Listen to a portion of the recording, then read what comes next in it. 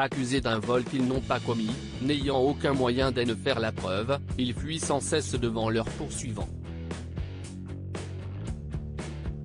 Pour subsister, ils emploient leurs compétences. Quand la loi ne peut plus rien pour vous, il vous reste un recours, un seul, l'agence Tourisque.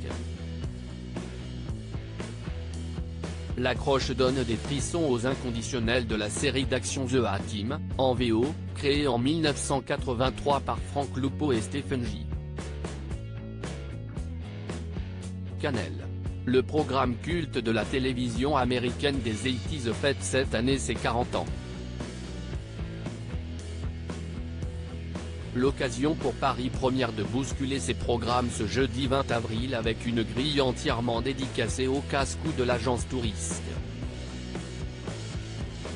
À partir de 10h15 et toute l'après-midi, il sera possible de revisiter quelques-uns des plus célèbres épisodes de la série. Une programmation qui se poursuivra à 21h avec la diffusion de l'adaptation cinématographique sortie en 2010, où l'on retrouve notamment 2 membres de l'équipe originelle. Mais au fait, que sont-ils devenus? Lieutenant Templeton Peck, dit futé, dans la série, dire que Benedict a la peau dure. L'acteur, aujourd'hui âgé de 78 ans, a survécu à un cancer de la prostate 30 ans. Après l'agence Tourisque, on a pu le voir dans Walker Texas Ranger ou Alerte à Malibu. Il se consacre depuis plus d'une quinzaine d'années au théâtre. Une carrière aussi bien gérée que celle de Dwight Schultz alias H. Monsieur Looping Murdoch dans The A-Team.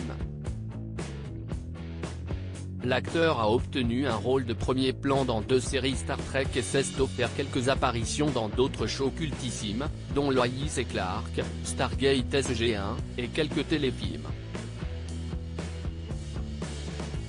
Il profite désormais de sa retraite avec sa femme Wendy Fulton, aperçue dans la saison 3 de l'agence Tourisque, en Californie. On oublierait presque d'évoquer le leader de la bande, George Peppard, alias Hannibal. Le cigare vissé au coin de la bouche, on se souvient qu'il adorait que les plans se déroulent sans accroc.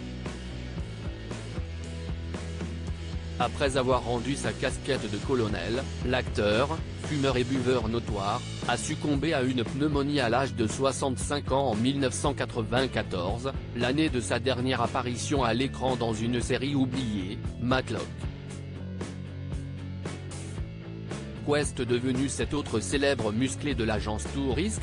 Impossible de passer en revue les membres de l'agence Tourisque sans évoquer les gros bras de Mr T. Lawrence Torreo à la ville, l'ancien catcheur américain prêtait ses traits au sergent Bosco Albert Barracuda Barracu, un as de la mécanique capable de faire fonctionner tout ce qui a un moteur et des roues.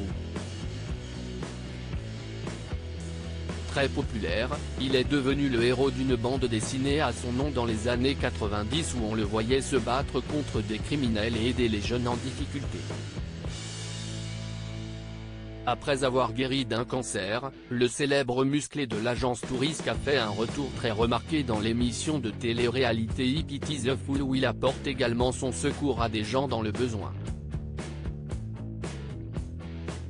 On a pu aussi le voir animé sur la BBC 3 jusqu'en 2013 l'émission World the Craziest Fools, l'équivalent britannique de Vidéo Gag.